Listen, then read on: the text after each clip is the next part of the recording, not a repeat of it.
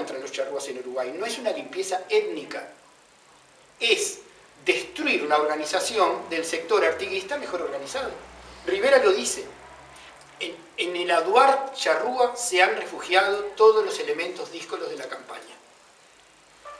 Es una guerra agraria, no es una guerra de limpieza étnica. Rivera no tiene ningún problema de que haya gente mulata, parda, no hay problema, pero que no joroben la propiedad. La propiedad se restaura, los difuntos se restauran. Eso es lo que le dicen sus amos. Y eso es lo que tiene que hacer. Por eso los charrúas son boleta. Pero no boleta, no los matan a todos en un horno crematorio.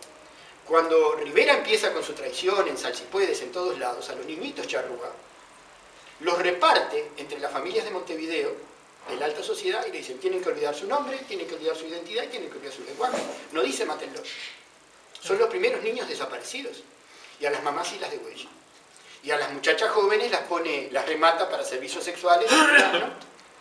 Y después vende 4 charrúas, como ustedes saben, entre ellos una muchacha embarazada, a un zoológico humano que había en Francia. Y pide más precio porque la muchacha está embarazada, María Micaela Guyunusa, y por lo tanto va a haber un parto en el zoológico humano de París. Entonces, por eso literal decía, yo no sé si en broma o no, pero que él descendía de charrúa. Lo que pasa es que Mitterrand se enteró acá de que el último charrúa, es decir, Baimaca y Senaqué, prácticamente se dejaron morir. Guyunusa murió poco después de parir a la niña. Y el último charrúa que sobrevivió, Tacuabé, allá en Francia, Laureano Tacuabé, que era también charrúa cristiano, igual que María Micaela, bautizado en Paysandú. Los otros dos no, los otros mantenían la antigua religión, Baimaca y Senaqué. Pero Laureano se fuga en la ciudad de Lyon con la charruita en brazos. Y ahí, a pesar de que hay un certificado de defunción de la niña de unos años después, me parece que era trucho, no está bien claro, desaparece un charrúa en Lyon. Entonces Mitterrand lo que dijo es, toda mi familia es de Lyon, no es de París. Vaya a saber si yo no tengo sangre charrúa. No se sabe nada de eso. No, porque además, eso fue en los años 1833. En 1848, los tejedores de Lyon, los obreros de Lyon, artesanos, asaltaron Lyon y prendieron fuego a la mairie, a donde estaban los papeles. Se conservaron muy pocos papeles de archivo, y esos papeles de archivo los mató, los destruyó la ocupación nazi de 1940. Entonces todos los registros de Lyon se perdieron. Por eso además Mitterrand pudo decir lo que dijo. Pero vamos a ver, el Estado uruguayo de 1830 nace como para dar cumplimiento a algo que había dicho Marx en El Capital. Dice, el capitalismo siempre nace chorreando sangre por todos sus poros. Es poco imaginable la extraordinaria crueldad con que se ajustició al pueblo charrúa en función de la contrarrevolución agraria que había que a sangre o fuego colocar. La Constitución del 30, una constitución racista, una constitución reaccionaria, una constitución solo podían tener derecho a voto los ciudadanos varones, propietarios, lectoescritores, o sea, una ínfima minoría, que elegían la Cámara, que a su vez de su seno designaba el presidente. Primer presidente Rivera, segundo presidente Oribe. Ahora, ¿qué pasa? Oribe continúa la contrarrevolución agraria de otra manera. Rivera, con una estrategia militar que hay que reconocerle, no expropió a todos los donatarios artiguistas, expropió a los más radicales. Y él le decía a los demás, mirá que ahora la ley no te ampara, pero vos sos mi compadre. Entonces generó una división entre los donatarios artiguistas para dar el golpe principal contra los charrúes. Oribe era legalista. Habrá latifundio para todos o para nadie. Entonces Oribe empieza a ajustar las cuentas. Y en un momento hace una auditoría. Y en la auditoría Oribe, que es un tipo legalista, es un tipo recto, descubre que Rivera se había quedado con plata del Estado.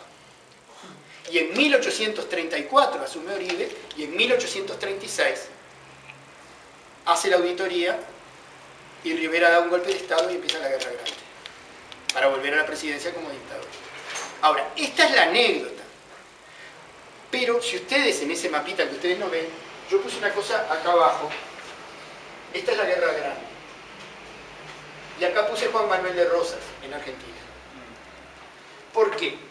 Porque en Argentina había una contradicción en el seno de la clase dominante, Y esa contradicción se va a volcar en Uruguay. Los gobernantes argentinos en ese momento tienen dos concepciones. Una concepción, que eran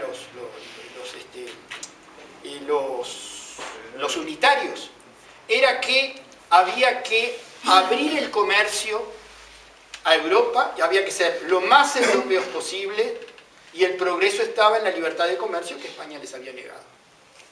En cambio, un sector de estancieros planteaban que había que hacer una coalición entre los estancieros de Buenos Aires, los de Entre Ríos y los de la Parte Oriental, para hacer proteccionismo y obtener mejores precios en Europa.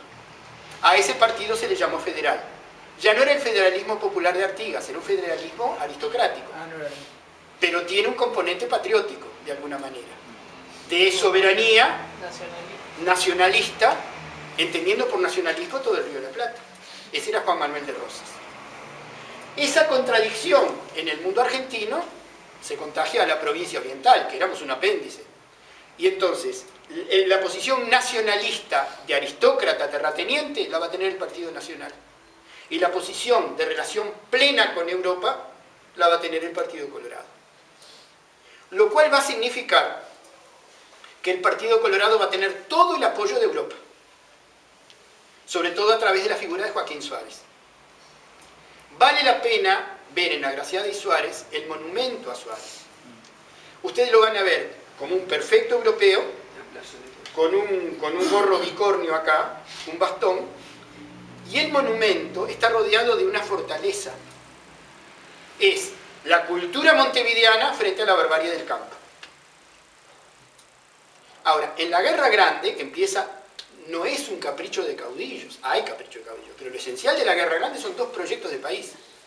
Un proyecto federal y un proyecto unitario, y los colores aparecen de casualidad. Es decir, Oribe, que está recibiendo el golpe de Estado de Rivera, se pone una vincha blanca que dice defensores de las leyes. Los de Rivera, copiando a los argentinos, usan una vincha celeste, pero se decoloraba. Y como los ponchos de bayeta tenían forro rojo, por ninguna alusión a nada, empiezan a usar el colorado como distintivo del golpe de Estado.